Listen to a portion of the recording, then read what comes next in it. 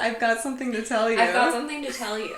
I've got something to tell you. I've got something to tell you. That's what it is. I've got something to tell you. The name of our podcast is I've got something to tell you.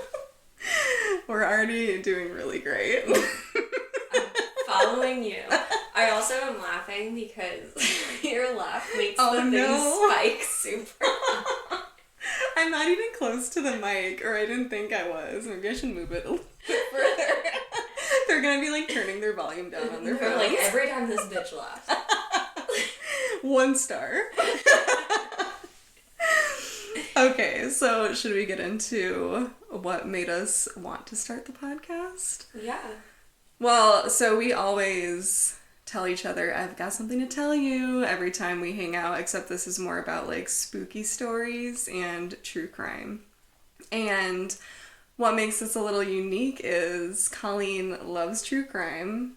I don't listen to any true crime. I love paranormal and ghost stories. Anything spooky and weird. Colleen does not. And in the past I've tried to make her watch things and she won't. So now I get to force you to listen to them. Now she's locked me in a room. So excited about. And yeah, that's kind of how we came up with it. So what got you into true crime? Should we start with that? Yeah, I mean, I didn't really realize I was into true crime until I started listening to My Favorite Murder. And so, like, I would always watch, like, Criminal Minds and, like, Law and Order and, like, all this stuff. And, like, I remember watching a episode, I want to say it was, like, an E! True Hollywood story about BTK. And I was just, like, so fascinated by it. But, like, I didn't realize that this was, like, a thing. Yeah. That, like, you know, people talk about the world this of true crime. And so I randomly came upon My Favorite Murder, and like I remember like texting you and like like people at the time just being like, have you heard this story? Like, this is insane. Like, and they'd be like, yeah, I know all about this. And I'm just like, oh, there are other people out there that are fascinated by this. Like, it's not just me who loves hearing all the details of murder. Obviously, like, yeah, I mean, I know it's not just me, but creepy. I'm yeah. But it just enthralled me because there were so many more stories out there than I even knew about. So, yeah, I mean, I think I remember telling you, and I'm not trying to do any spoilers, but one of my stories is going to be kind of my hometown story, I guess, of... Oh, okay. Yeah. I kind of know where you're going with that. Yeah. Oh my god, my laugh does spike. I know, right? Am I that close? Okay, maybe I should move it a little further away. No, it's just, it's spiking the engagement. Okay. So I watched a little bit of true crime, like, randomly, I feel like those types of, like, the E! Hollywood, but I would never really super got into it, because I feel like it's, like, I mean, it's just, like, real life stuff, like, murders happen all the time, but then ghosts, it's just, like, it's unsolved, there's, like, mystery there, it's creepy. I think that's what kind of, like, draws me in. And I haven't, like, always believed in ghosts, just because, like, I mean, growing up, your parents are like, ghosts aren't real. Yeah. But I've definitely had some, They're like, liars. creepy they are liars. I know, I didn't know about we were gonna, like, tell personal stories, but maybe we can save that for another one, since we have actual stories. I can tell personals. Okay, well, I'll tell some quick ones. So I had some experiences growing up, and one of the creepiest ones was in our second house. And I don't know if I told you this, because I felt like you would have got creeped out, or if I started to. Folding of the... So that's part of it, but there was, like... There's more to it? Yeah, that was a whole experience, and, like, me and Tara both had experiences, which made it weirder. Tara's her sister, right? Yeah, Tara's my sister. And, so me and Tara would be in the same room, and then eventually when I got older, I got my own room. And I was always terrified of the dark. Even before, like, I think even before, like, I had experiences, I just, like, did not like the dark. It was, like, unnerving. And then I have a memory of like me, like I would be about to fall asleep, and I was probably in like elementary school. And then right as I'm about to drift into sleep, I hear Tayler, my name. And I'd be like, wake up. I'd be like, what is that? And I'd be like, okay, I was like falling asleep. And then same thing, I'd be falling asleep again, and I'd be like, Tayler. And I'm like, and then I just remember, it would happen all the time. And then I remember one time me just being awake, and I was just like listening, and I heard it like clear as day, my name, and I jumped out of bed and I ran into my parents' room, and I was like, I keep hearing something. They're like, okay, just like sleep in the bed. Like, totally blew it off. Yeah. And so I would sleep on my sister's floor most nights in that house, and I literally like have nightmares about that room, like these really creepy dreams of it. Like, it's just as scary. It's where did it sound like it was coming from? It sounded close. That's the thing, because it was a whisper, and I heard it real close, like. Because in my head, I'm like, it's something under your bed. Oh my god, I know. I'm sure. For me, I think I was always afraid of the closet, because in my nightmares I would have about it, it'd be the closet, and I'd be like, ugh. I'm getting goosebumps right now just thinking about it. Feeling kind of nauseous. As I'm sitting next to the closet right now. I know. Yeah, I don't know. But so, that's not the only thing that happened. I'm a really light sleeper, and I slept walked in that house, and I would like wake up in the kitchen and just be like, what the heck? Like, what are we doing here? And Tara slept walked in that house too. And then she also, like, she would hear like creepy laughing when nobody would be home. And like from inside the house, not like a neighbor like in the backyard or something. And then I saw like a door like shut, like not, so I know like the air conditioner, right? Like if it's like slightly open, but this was wide open and I saw it shut. And I told my dad, he's like, who's the air conditioner? I was just like, okay. Like, you guys, there's something creepy in here.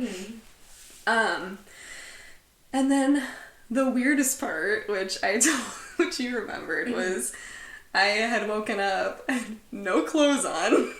They were folded neatly at the end of my bed. And then later on, like years and years later, when me and Tara were talking about it, she said the same thing happened to her. And we're just like, what? Like I think we were sleepwalking more than we thought and just didn't wake up or something, but there was something like spooky in that house. Yeah, so that's one experience. And then there's one other one I wanted to tell since we were telling experiences. Oh, and so that happened when I was a lot younger, and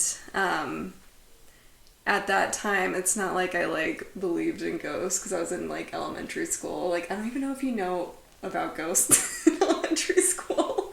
But then later on, when we lived in our third house, the one that you've been to, it was like 2 or 3 in the morning, and I was like in that in-between state of awake and asleep, and I felt someone grab my ankles, and I felt myself sliding off the bed, and I woke up really quick, and I was like, okay, it was a dream, but the thing was, I still felt like the pressure, like if someone grabbed you, and you know how you can still feel it kind of, because if it's really tight, I still felt it. And I like jumped out of bed, and I turned the light on, and I drove to Seb's house, my husband at the time, or boyfriend at the time, husband now. At 3 in the morning, because he goes to bed late anyway. I was like, I'm coming over. Something really creepy just happened. Oh my god. So yeah, that's just a couple of them. So I feel like my like fear of it has kind of turned into more of a curiosity though, because I used to be like terrified of those types of things, but now it's more just like an interest. I don't think it's anything that can hurt us. Like, I really think it's just like spirits that are wandering around. Yeah.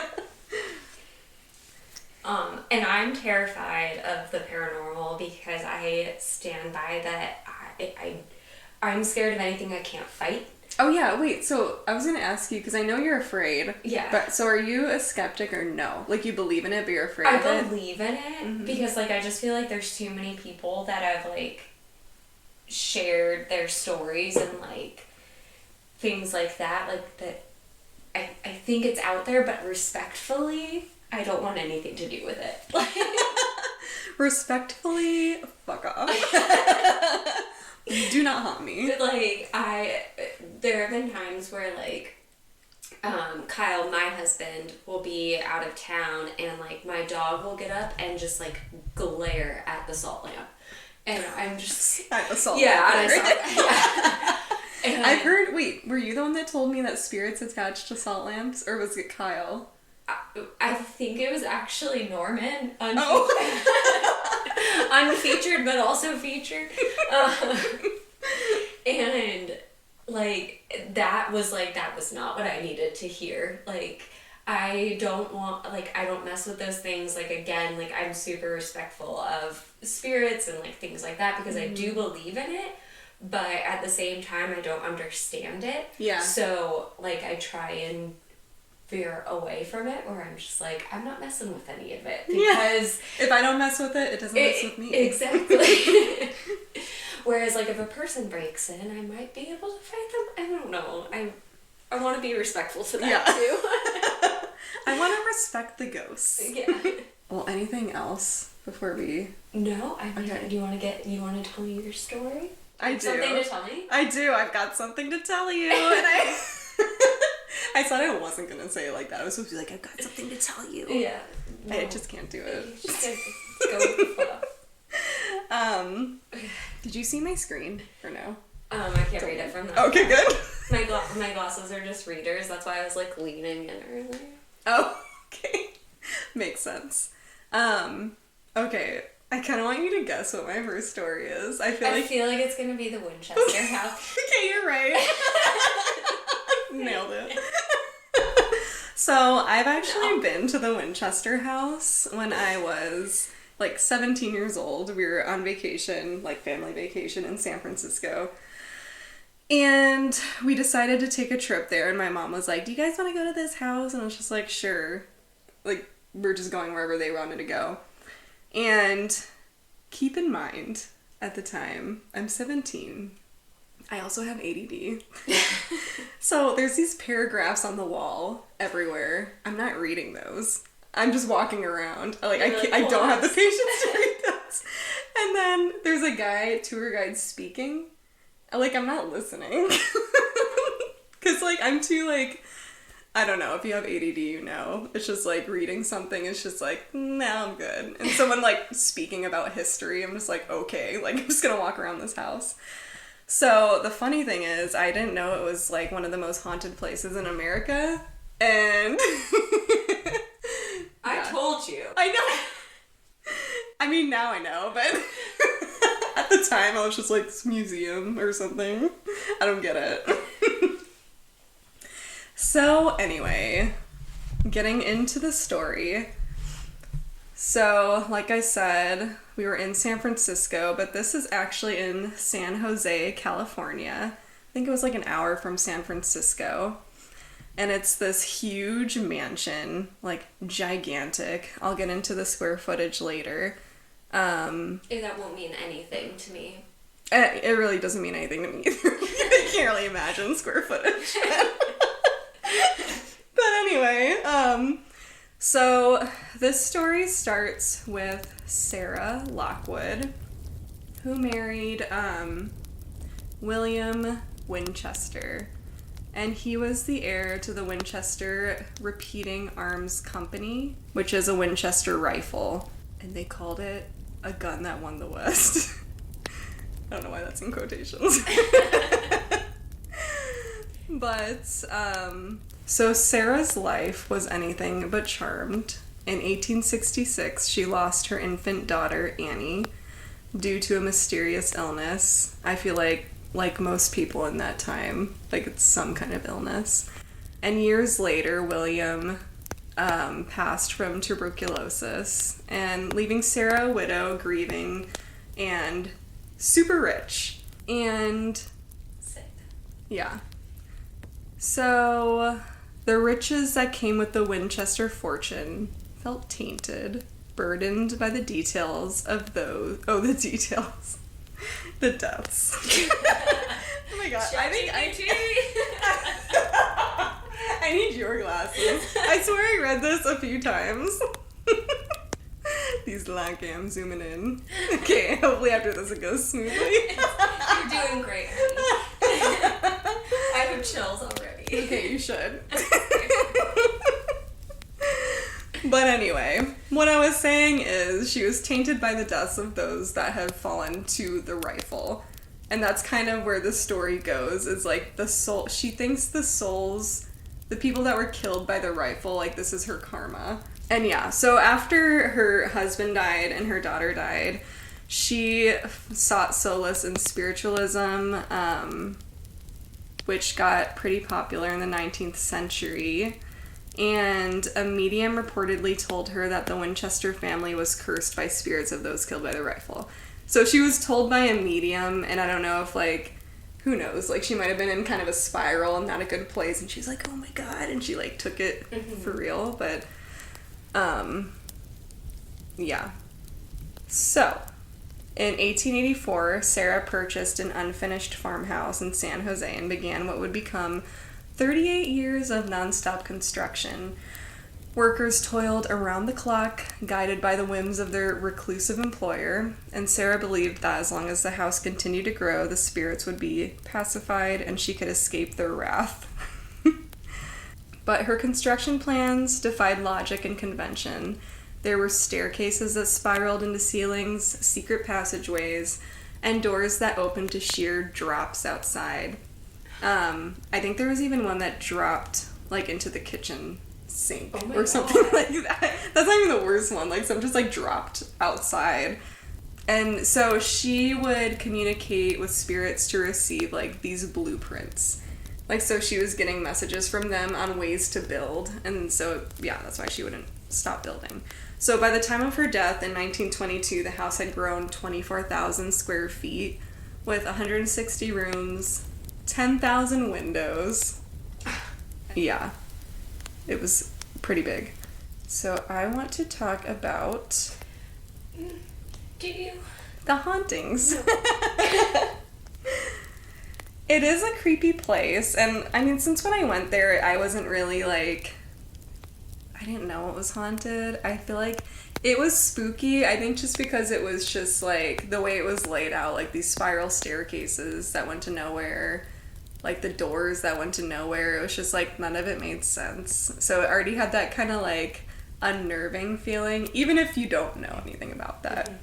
So a lot of people report hearing the sounds of footsteps echoing through the hallways, doors creaking open or slamming shut of their own accord, and shadowy figures glimpsed in mirrors or out of the corner of an eye.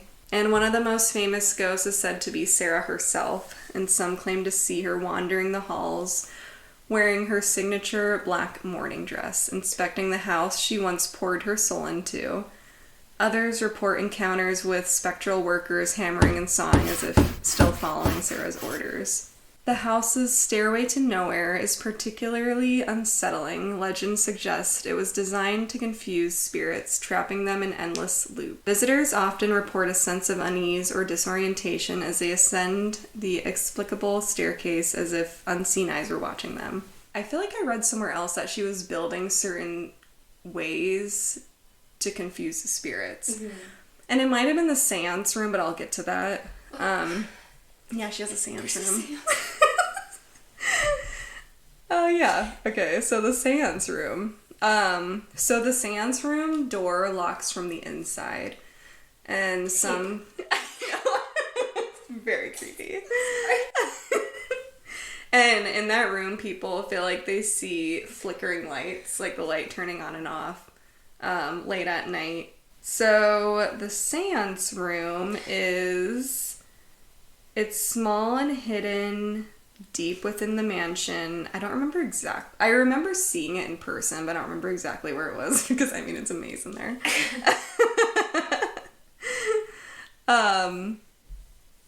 But so this was the room she used to communicate with the dead. Also known as the blue room. And so that's where she sought guidance and supposedly got those blueprints. Wait, you said it was the blue room? It's said also known as the blue room. So I don't know why. room. Oh! They just left out one little print. It's actually the blue room. I like the sans room better. I don't. The blue room sounds fun. We blew da-boo-dee da-boo-da. The spirits are like getting down with it. They're like, okay. Sorry. I'm so uncomfortable. I know. So another creepy thing about the seance room is so it has one entrance, but it also has 3 exits. Don't love that. I know. It's like it doesn't really say. Oh wait, okay. So this is one of the exits in the seance room is one of the ones that falls down to the kitchen sink. Why? I don't know. So yeah, so this, oh, okay. Sorry, a little scattered. But, so the seance room is the one that she built that way so she can confuse the spirits. And so they wouldn't be able to, like, find their way out or locate Sarah. Yeah, so the walls of the seance room were constructed with secret compartments, and it's rumored that she used those compartments in there to store the blueprints, messages, and other spiritual instructions given to her by the ghosts. And there's a single hook that hangs in the center of the ceiling, and that's sought, like, they think it's for, like, the oil lamp that she used for rituals. Obviously. Yeah. Obviously you need that. So she would go here every night around midnight to conduct these seances, and she would use tools like planchettes, which is similar to a Ouija board, pendulums, and automatic writing. And she would attempt to make contact with the spirits for guidance. And her rituals were very secret. She, like, didn't like to be interrupted while she was in there, and it was off limits to everyone except for her. So, paranormal activity in the seance room, because I think they said this was one of the most active areas, which kind of makes sense if she's, like, summoning spirits. I didn't know we were gonna. So, people have reported hearing faint whispers, feeling cold spots, and a sense of, like, a strange presence in the air, like an unnerving feeling. Some claim to have seen shadows or flickering lights in this room. As I mentioned earlier, that's one of the rooms that lights up when no one's in there. The door that locks from the inside has been known to swing shut unexpectedly, trapping those inside. And it locks from the out. No. And the guides at the mansion often warn visitors to tread carefully as the energy in the room is said to be especially potent. Yeah, and then the last thing is just the feeling of being watched, I think, which they believe is Sarah, like, just, like, keeping an eye on her house. And I feel like I know that feeling. Like, you know, ever had that feeling where you're somewhere, like, I feel like someone's watching me? Yeah. It's, like, creepy. Yeah, there's probably, like, a million ghosts that you can't see, and they're like, there's probably not what are you a up million. to? There's probably not a million. Maybe not a million, but there's some creeping around. And yeah, that is the Winchester Mystery House. And that was my first story, so do not judge me. A little scattered. No, it was so good. Okay. I'm taking a deep breath. I'm, like, literally sweating. My pits are a little sweaty. Let's air them out. Air it out. Oh, that gives me such bad anxiety. Like, it's just crazy that she lived her whole life literally just building and thinking she couldn't stop until, like, she died, basically. Yeah. Like, that's crazy. And it's not like she created the rifle. Yeah. Like her husband did. Oh. I'd be like, don't take it out on me. Yeah. Keep the house. You can stay His there. fault. Yeah.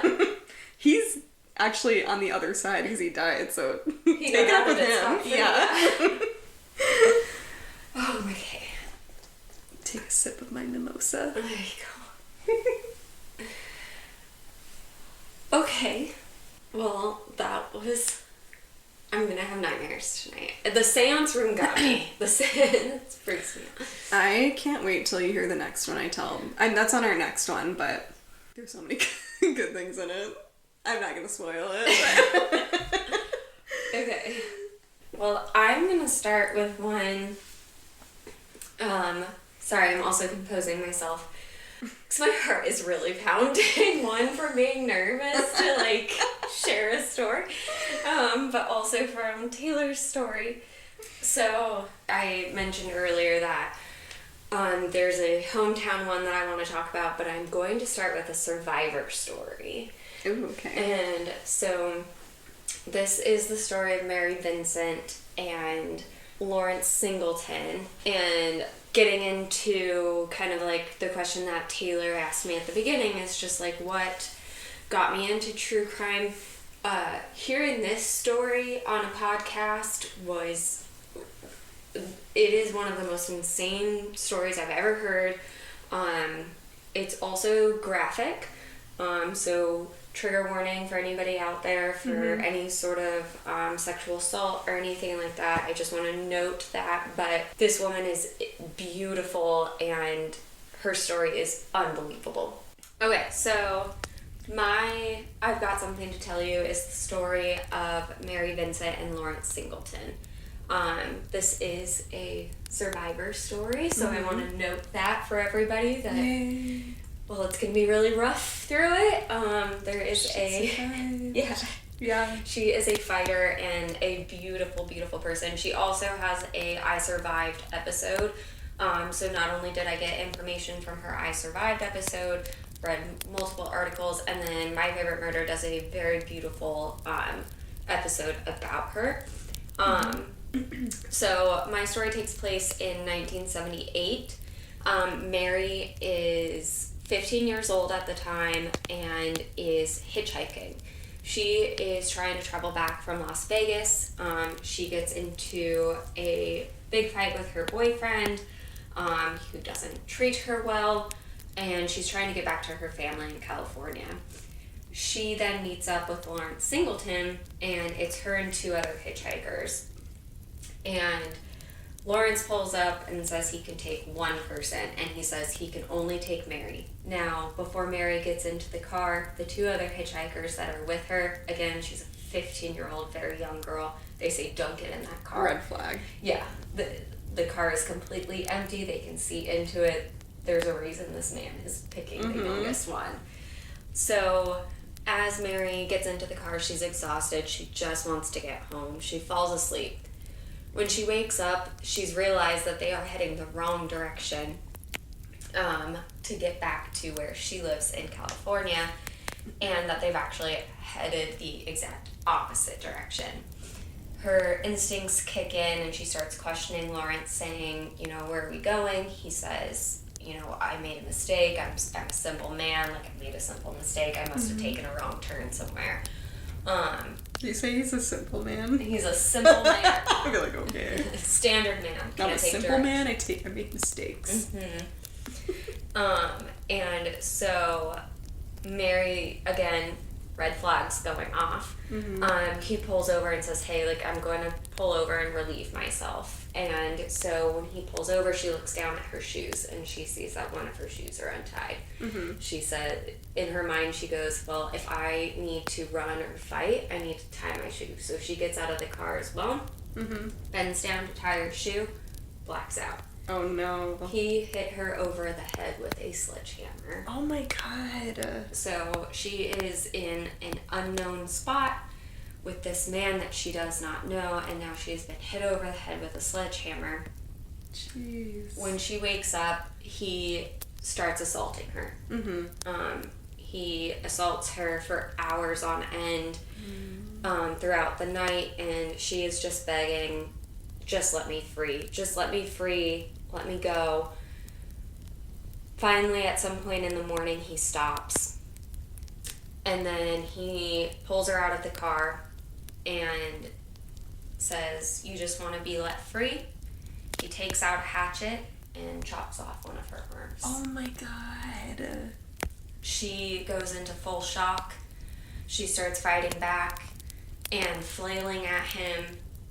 As she grabs him, she starts falling backwards, and she doesn't understand why she's falling backwards. He has chopped off now her second arm. Oh my gosh. So she's laying on the ground trying to understand what's going on. She looks up. Her arm is still attached to him because it's still gripped. Oh my god. So he's going like this, trying to get her arm off of him. Like her body's still like reacting even though it's like not like part of her anymore. That's crazy. So this man has now assaulted her for hours on end and now chopped off both of her arms. While she's still trying to comprehend what's going on, he picks her up and throws her off a cliff. Oh my God. And I suck because I don't have the exact height of the cliff. It's okay. A cliff sounds high. A cliff is pretty high. Just in like general, cliffs are pretty high. Yeah. Oh my God. But also respectfully, because of what this woman went through, we'll try and find the height of the cliff because of what continues to happen next. Mm-hmm.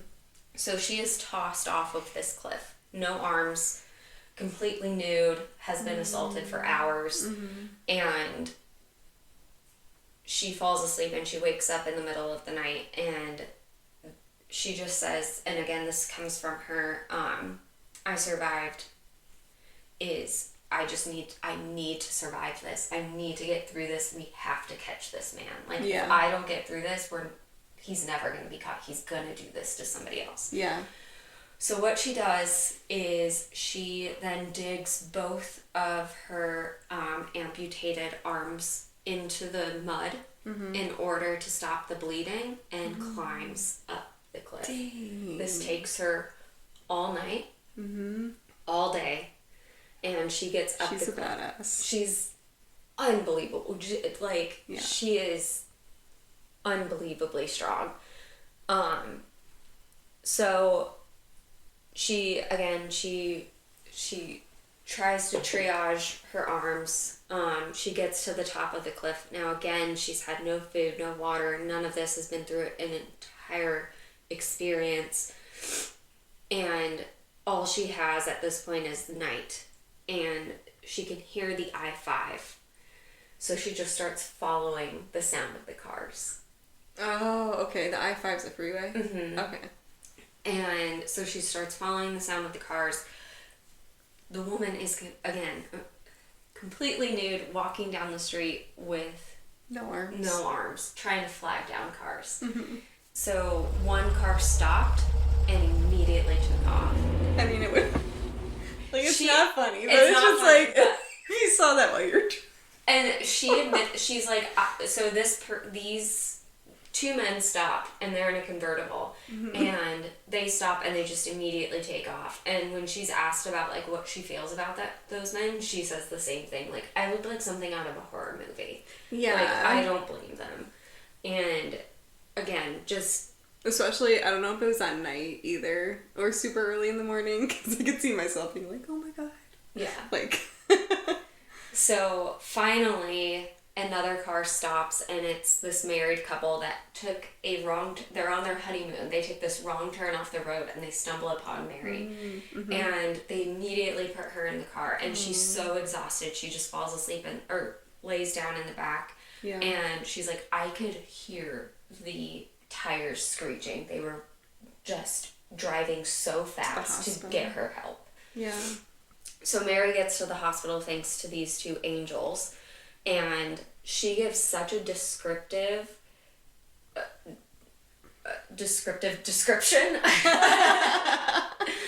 of Lawrence that they are able to put a sketch together that his own neighbor calls in saying, like, this is my neighbor Lawrence. Like, I keep wanting to say Lawrence Fishburne. Lawrence Fishburne has nothing to do with this. Lawrence Singleton is my neighbor, and he is the man that, like, did this to this girl.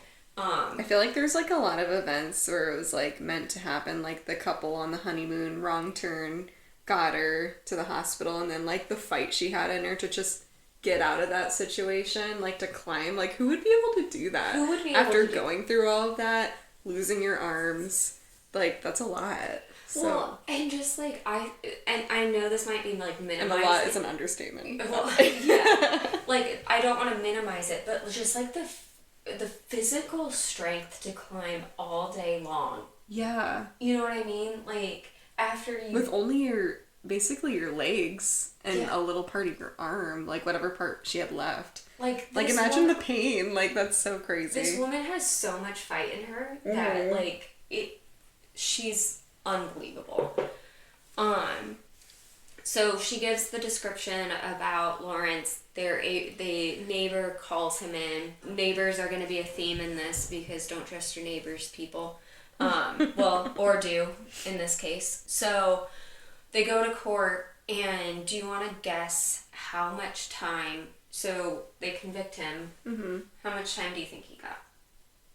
Oh, how much time in prison? Mm-hmm. Did he get life? No. What did he get? He got 14 years. Oh my god. Why? Great question. Tell me. So that at the time was the highest for all of the like what he did. For everything that he did that he was like convicted of, that was the highest amount of time That's that he could get. crazy. So he gets sentenced to 14 years. Mary was awarded a civil judgment of $2.5 million. Wow. Guess how much she got of that? I don't know. None. Because he was broke and didn't have any money.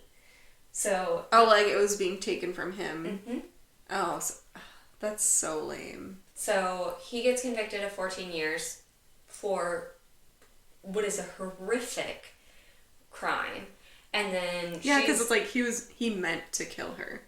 So it's like he should have been convicted for murder. But he didn't. Yeah. So. It was also in the 70s. So it's a little different. You said 70s, right? Mm-hmm.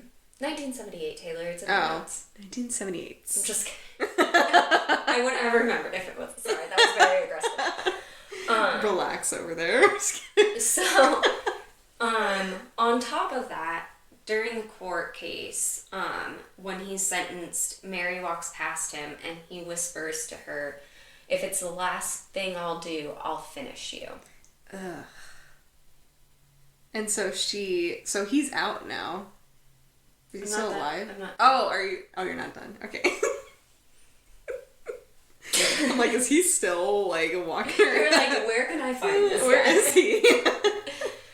Okay, so after he's sentenced, guess how many years he actually serves? So if it was 14, he could have got like parole or something. Maybe like 5, 10. He serves 8 years and is released on parole for good behavior. Oh my god, good behavior. Like, what does that look like for him? He didn't rape and cut people's arms off? Oh my god. Sorry, that was... So, during the time... So, he gets out, and I'll note this, and then I'm going to go into a little bit of the post his parole time. Mm-hmm. But Mary's obviously going through a lot. She actually hires her own friend to act as her bodyguard.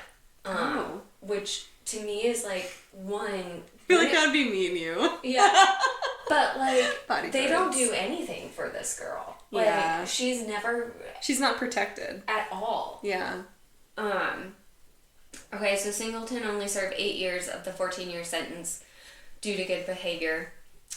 First, they try to parole him in California, which where the attack took place.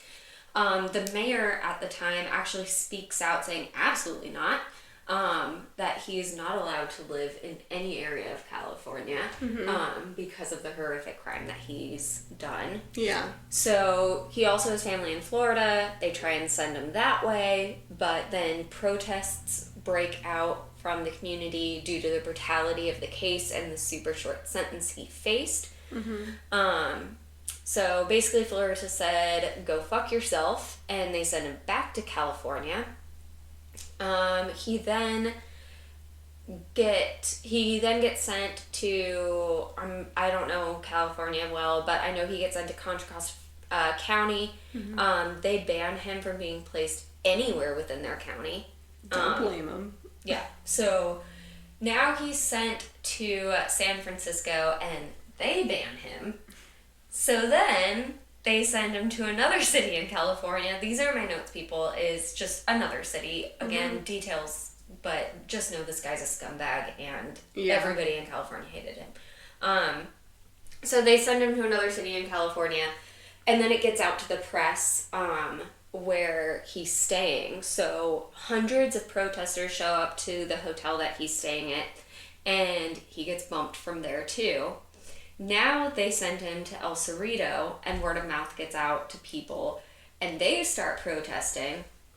So basically this keeps happening time and time again. Like, they keep just sending him somewhere, and people find out that he's there, and they don't want that scum in their city. So then they finally, the governor says, Singleton said, the governor of who? Not a great quote, Colleen. So finally, the governor of somewhere. Well, I guess. Just say the governor. The governor. The governor. The governor. So finally they say that Singleton can live on the grounds of San Quentin, and they just give him a trailer. So he lives on the grounds of San Quentin for a year during his parole period, after which, so he's just living in a trailer. He's lucky he didn't get a tent instead of a trailer. He's lucky he got a freaking trailer. That's what I'm saying. Yeah. Could've got a tent. You could have got a sleeping bag. You could have got nothing. That's true. Could have been homeless. Unhomed. So he lives in his trailer for a year during his parole period. And now it's 1997. And again, this is where I come back, where I don't want to say don't trust your neighbors. Trust your neighbors. Your neighbors should always, like, have your back. But, like, maybe be wary. Well, if you're doing this shit, absolutely trust your neighbors. Because listen to this. In 1997, remember his neighbor called? Yeah. His neighbor calls again. Uh-huh. Because she sees Singleton attacking a woman in his home. The same neighbor called. I don't think it was the same neighbor. Oh, it's just another neighbor. It's just wait, because he's in a trailer now. No, now he's back in Florida. But he's in a trailer, right? No, that was just during parole. Oh, Once his parole was ended, he could go back. Okay, but still a new neighbor. Not the same. New neighbor. Dang, okay. I'm not a very good storyteller. Maybe this was a bad idea. No, this is a good one. Okay, so 1997, his neighbor calls the cops because they see Singleton attacking a woman in his home. New neighbor, new home in Florida. Okay. And so cops show up. He answers the door with his shirt open, covered in blood. Oh my God. He has stabbed a single mother of 3, Roxanne Hines, 12 times in the face and chest. Oh my God. Okay, so beyond everything else that this guy has done, he is fucked up because he messed with Mary Vincent. And she is a badass. She flies to Florida to speak at his trial. Oh, amazing. And she tells her whole story, like the trauma that she's had to overcome just living her day-to-day life. Yeah. And so because he's in Florida, good old Florida, death sentence. Oh, thank God. So he gets sentenced to death, much to do with Mary's testimony. However, this happened in 1998. He dies in 2001 from cancer while on death row. I mean, I'll take it. He still died. And he might have had to suffer a little bit, so. Perfect. So, we talked a lot about, Lawrence and his story, but one of the things that, again, I think is so beautiful is Mary and just, like, her incredible journey after the attack. Within 2 weeks of her attack, she began using prosthetic arms, which obviously I've never experienced, but a lot of what I read about prosthetics is that can be equally traumatizing, seeing something different than your own body part. And also probably getting used to how to use it, because it's going to be different. Known for her creativity, she modified her prosthetics using spare parts from broken electronics, turning them into custom designs that reflected her personality. Oh, I love that. She also pursued her passion for art, which became a significant part of her healing process. She attended the University of Nevada, and continued to pursue her own unique style, often working with chalk pastels, and created very powerful images, particularly depicting upbeat women and family portraits. Ooh. I almost kind of want to see her art. I know. And see what it looks like. I'm not going to talk about where she lives now because that's her private life. But obviously, like, I love these kind of stories because obviously it's horrific, but just the absolute resilience of somebody, like, that she could go through all of that and turn it into something beautiful. And I have watched her I Survived so many times, and it still makes me tear up. Just the way she speaks is so thoughtful, and I probably did not do... I really hope I did her justice. But, I feel like you did. Yeah, and I think just, like... I mean, it doesn't even stop after, like, her, like, climbing up the cliff and finding, like, going to the I-5 and the couple finding her. But the fact that she, like, that's, like... I don't want to say anything in the past, because obviously that's going to stay with you forever, but, like, she flies to Florida for that other trial just to be like, no, like, I'm going to make sure he, like, that's amazing. Because that's probably re-traumatizing, like, having to see him in trial, and well, and especially with him saying what he said, for her to show up, oh, like, I'll finish you. And, like, they really did her dirty in the sense of, like, okay, well, we're going to give you $2.5 million. Actually, you're not going to get anything out of this. We're not going to give you any protection. And he's going to get a shorter sentence than what we, like, originally... Yeah, so he could literally, like, she has no protection. He's out in 14 years. He can come right back for her. Yeah. Yeah. That's messed up. Yeah. That's a crazy story, though. That was a good one. Thanks. I feel like I was all over the place. It's our first time. Yours was so organized, though. I felt like mine was really organized, and then when I started reading it, I was just like, I thought you were gonna say I felt like mine was really organized and yours wasn't. Oh no, I felt like yours was definitely more organized than mine. On the next one, I'll try to, but I also feel like I don't go exactly by it, and maybe I should, because I wrote it how I should, you know what I mean? So, I don't know. I get excited, and then I remember things from when I was there, and I'm like, oh, bring this up too. But, yeah. But anyway, our first episode, I thought I went okay. We'll see. She literally just shrugged it. Okay. Alright. Maybe Norman could, like, make it sound really good. Norman. Can you organize our stories? I know. Just cut out anything weird. Cut out any weird, any empty, I don't know, where nobody's talking. If I said anything stupid, just cut that out. Actually, just cut this out. Don't cut this out. But anyway, I hope everyone enjoyed our stories. And yeah, thanks for listening. And tell us if you have something to tell us. Yeah. Oh, like email us? I don't know. We need to make an email because I want, like, if people have stories to tell, I want them to email them to us. Okay. Okay. We don't have an email yet, but when we do, that's what we will do. Maybe this should have been, like, off. We're still learning. If you want to email us, we don't have an email, but one is coming.